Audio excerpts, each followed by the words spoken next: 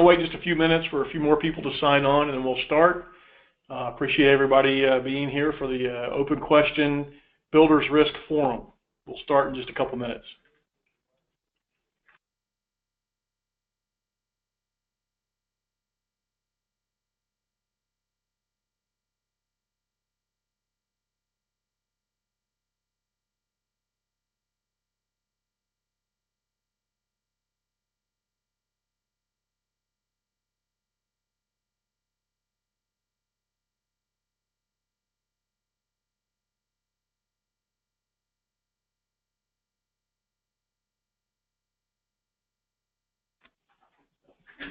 Good afternoon, everybody.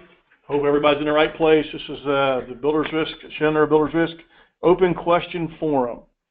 The format today is going to be a little different than we've done in the past. What we're going to do is go through a few questions that have already been submitted, and then we're going to open it up to the group. So far we have 22, 23 people on the line. And any questions you have relative to Builders Risk, by all means ask away, and we'll do our best to answer them. I'm Jeff Benson, the program manager on the Builders Risk program, and I have Donna Berry with me, our lead underwriter. And once again, very excited to talk about our program, and hopefully we can get things running. So let's go through some questions that were submitted earlier in the week. These are kind of all over the place too. We're going to jump around a little bit. So how does Schenner feel about the owner-builder being the same person? That would be fine. We can write a policy in the name of the owner. We can write a policy in the name of the contractor. And if the owner and the contractor are one and the same, that would be fine too. Without going into great detail on property insurance, as long as there's a financial interest, we can provide the coverage on the builder's risk. Things on the app that I don't know what it is or what it means. One is installation floater. Installation floater is a type of product that we do offer.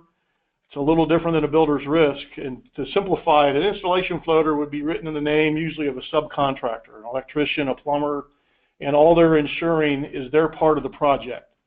Whereas a builder's risk is usually issued for the general contractor or the owner, and that's for the entire project. So we do have both products available. So if you have any questions and you don't know which one to offer, give us a call anytime and we'll talk about it. Is there a point in construction project that Schenner would not write a policy? For example, say I have a project that's 60% complete. Our standard rule says that if a project is more than 30% complete, it generates an underwriting flag or a hold. That doesn't mean we don't want to write it. It just means we have a few more questions for you. So whatever you have, depending on if it's over 30, 50% complete, whatever, give us a call and we'll do our best to provide coverage for you. So we do that every day. It really does depend on what happened, why the project wasn't placed, why the coverage wasn't placed. So somebody asked if we were going to expand into renovations and remodeling projects. The good news there is, yes, we are writing remodelers. It's probably one of our fastest growing segments now is the remodeling renovation contractor. We're doing this in many places around the United States. So by all means, keep us in mind for residential ground up new, commercial ground up new, and residential and commercial renovations and remodeling. And there's a lot of nuances to that we might not get into today, but whatever you have, we call it gut rehab, whatever you have, you need existing structure coverage. It's a little older building. Even if there's some structural changes, we can take a look at all those things. Give us a call. Just make sure you have a detailed scope of work, and we should be able to help you out. And the last question that came in yesterday was, can we consider policy durations of different than 12 months? And the answer is yes. We can write durations from 3 months to 36 months. So just about any type of project you have, let us know. We should be able to write the correct duration on the policy for that. So, any other questions coming in, or? We had another one come in. Which carrier do you use? At this time, we have partnered with Navigators Insurance Company. They are our builder's risk carrier. So they are admitted, and that is the carrier that we use for the builder's risk program. The next one that came in is, can you write builder's risk to include existing buildings? And also, do you have the ability to include general liability? Our program is for builder's risk coverage only, so it would not include general liability, and we can include the existing building for renovation projects. So we can take a look at those that are including the existing building and the renovation coverage. Jeff, do you want to take the next one? Sure. Next commission, what is the commission? Our standard commission is 15%. Depending upon the volume of stuff, we may be able to go higher than that, but our standard is 15. That's where it starts. What are the coastal guidelines? For the sake of time today, I'll let you off after 4 or 5 hours. We won't go through all the coastal guidelines, but we do ride up and down the East Coast, and we ride on the Gulf Coast, and we do have capacity. So I guess the easiest thing there to do is just pick up the phone and call us. A lot of the information is in the portal once you're registered it in the portal, but we do ride business on the coast. That's kind of the simplest way to do it. Another question we get a lot of times is, what's the maximum value that you can insure? Once again, that depends on the individual risk characteristics. So if you get involved in a larger project, give us a call. We may be able to do some quota share, some type of reinsurance arrangement. But for the most part, what we are looking for is frame projects up to $8 million per PML, per amount subject, and all other construction types up to $25 million. Doesn't mean we can't go higher than that. Just give us a call. We'll see if we can help you out. When does coverage cease? Well, there's a number of things that trigger that. There's like 8 or 9 different triggers for when coverage ceases. Things like when your financial interest ends, when the closing happens. There is some unique type of occupancy clauses in there that you need to look at. But if you need permission to occupy, they're going to occupy it. We can do that. We just have to endorse the policy. There's a lot of different things there. Is it possible to waive the co-insurance clause? The answer is yes. Our standard clause says that we have 100% co-insurance unless the claim is less than $25,000. Then there is no co-insurance. But if you get involved in a new project, it's a commercial project, and you need to waive the co-insurance on that project, we can take a look at that. That shouldn't be a problem. So give us a call. Yes. Do you offer extensions? Yes, we do offer extensions, and we can customize these based on the need for the specific customer. So we can do them for 1-month extensions, or we can do it up to 12 months extensions. So those are available based on the need of the customer. What are soft costs? Jeff, you want to answer that one? Figured she'd point that one to me real quick. Due to a covered peril being covered, if there's a delay in construction and there's going to be recurring costs like architect's fees, engineering fees, advertising fees, all of that is included in our form as a basic soft cost coverage.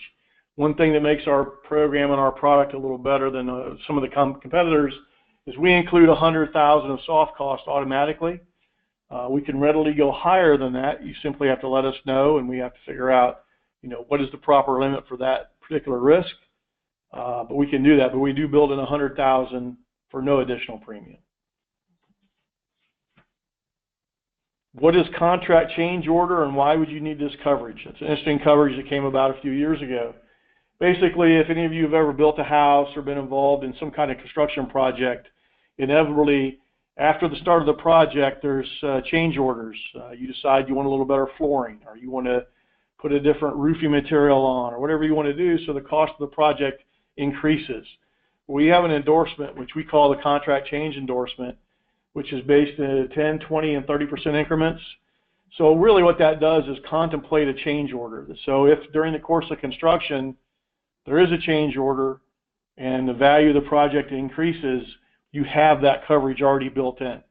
That is one way to do it. Now, obviously, if you wrote it correctly when you first wrote the project for the corrected completed value, you wouldn't need that coverage. But a lot of agents and insureds like it, so it is available to you if that's what you want to do. And to keep it very simple, the contract change order is the same rate as the builder's risk rate. So if you had a $100,000 project and you had a 10% change order, it's really $10,000 in coverage times the rate. That's how you would do it. Hopefully that makes sense. Yeah, so another question that we have received is how do we submit business to you? So we do have an online portal that you can reach out to me and I can get you registered for that. You can contact me by my phone number where you can quote and issue within minutes. So that is available. And then I am also available to help you with any submissions that you have. We do have applications where I can help you with a quick phone quote. So I am available to offer any type of assistance. But if you do not have a profile for our online system, feel free to give me a call and I will be glad to help you with that. At this time, do we have any additional questions that you would like to ask at this time? You can utilize the chat box that is on the right-hand side of your screen if you would like to provide or ask a question or make a comment. You can go do that, and we will read those out live to you during this session. So while I have you all on the phone, I will talk a little bit about the marketplace. You know, as we see it, we all know there's a lot of capacity out there, and there is competitors. One thing that we're starting to see a fair amount of, though, is the remodeling renovation project. And our rates are very competitive. Our coverage form is best in class. So, you know, it's not as though we don't want to write the ground up new. We love to do it. But if what you have today is remodeling, keep us in mind. And we're seeing that pretty much everywhere. In the last month or so, I have literally been across the United States. And the good news is I've seen a lot of cranes. So when I was in Dallas, they said that's the state bird now is the crane. But we're starting to see, you know, the uptick in construction, both residential and commercial. So that's really good news. I think that's going to bode well for the spring. But whatever type of builder's risk or installation floater exposure you want across, pick up the phone, give us a call. There's our contact information right there.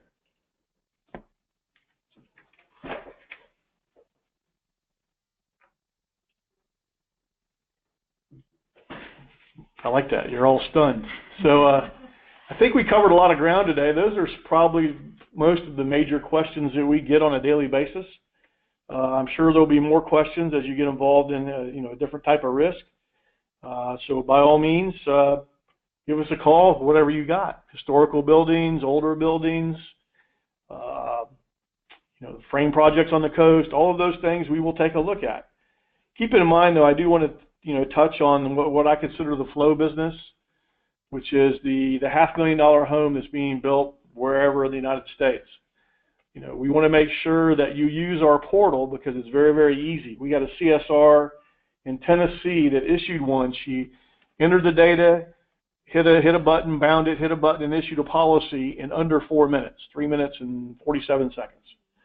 So that shows how easy it is to do the standard policy soup to nuts on our program.